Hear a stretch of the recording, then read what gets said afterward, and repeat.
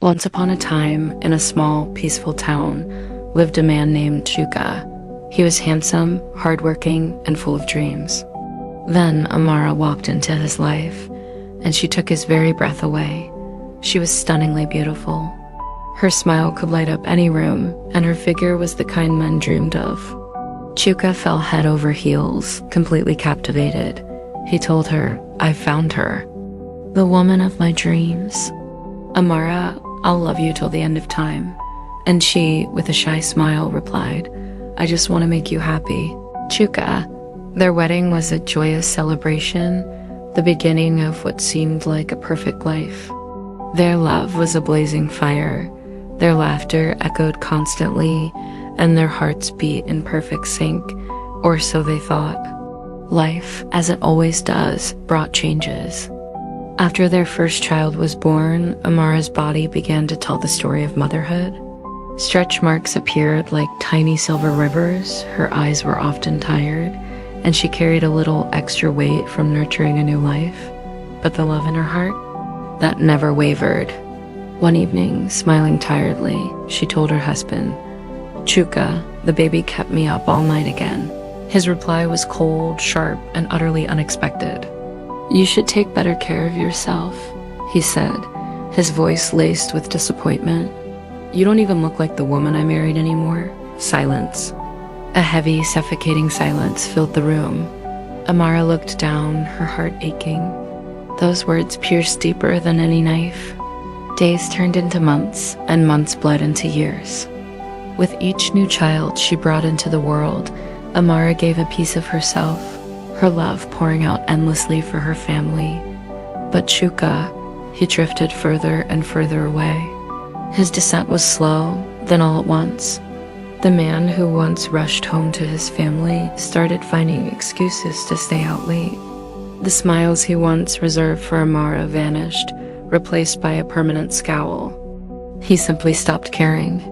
One night, Amara, desperate to hold her fragmenting family together, pleaded with him. "Chuka, the children need you." We need you. But his heart was closed off. He exploded in anger. "I'm tired. I need peace in my own home." "You've let yourself go, Amara. I can't live like this." The front door slammed shut, a sound that echoed the closing of a chapter. The children, startled, began to cry softly in the other room. The man who had sworn to protect her heart now became the one who shattered it, day after day. He didn't just abandon them emotionally, he cut them off financially. The provider was gone, leaving Amara to face the storm alone. But she was a mother, and a mother's love is a force of nature. She refused to let her children suffer. She sold food on the streets, her voice calling out to passers-by. She washed other people's clothes, her hands raw but her spirit unbroken. She did anything and everything to put food on the table. I remember one particularly bleak evening.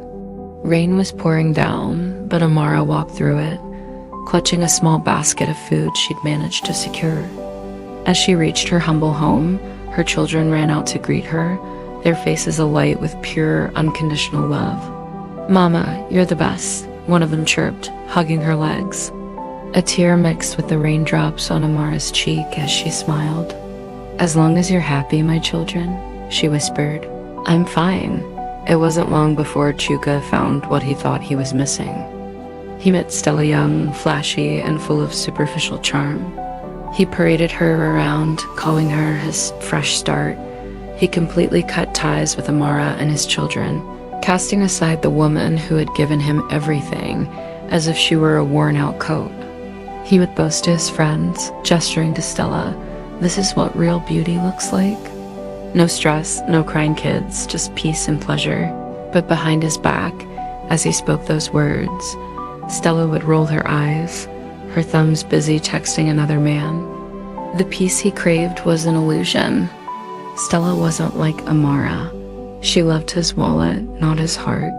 The universe has a funny way of balancing the scales.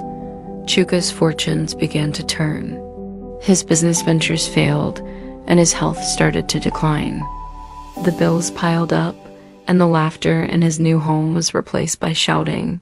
Stella's true colors finally shone through. "You think love will pay the bills?" she shrieked at him one day. "You're broke, Chuka. What do I need you for?" The very words he had once used to wound Amara now returned to him like a curse, delivered with venom. He became sick, weak, and utterly alone. Stella, his fresh start, abandoned him without a second glance. His final days were spent in a sterile hospital room, his body frail, his spirit broken. He lay there, whispering the name of the woman he had wronged. "Amara, forgive me." But his last words were carried away by the sterile air. Amara never heard them. Back in her small home, the sound of laughter filled the air as she cooked with her children, their love a warm, protective shield around her. Chuka died, not from his illness, but from the crushing weight of regret and a heart starved of true love. Years flew by. Amara's children grew into successful, compassionate adults who never forgot the sacrifices their mother had made for them. They built her a beautiful home, the kind she had only ever dreamed of. They filled her life with the peace, love, and happiness her husband had stolen from her. One sunny afternoon, sitting in her lovely garden, Amara looked up at the sky and smiled, a genuine, peaceful smile. "God, thank you," she whispered. "My pain was not in vain."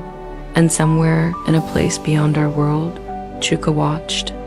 He saw the beautiful life his family had built without him. And in that moment, he finally understood the lesson he had failed to learn in life. Beauty, the kind that captivates the eye, will always fade. But a heart that truly loves you, a love that sacrifices and endures, that remains beautiful forever. To every man and woman listening to this story, remember this. Love is not about what the eyes can see. Bodies will change, faces will age, and youthful charm will fade. But a heart that loves you through it all, a soul that stands by you in the storm, that is the most beautiful thing in the world. Cherish it, protect it, never let it go. Thank you so much for watching. If this story touched your heart, please like, share, and subscribe for more content that speaks to the soul. Until next time, take care.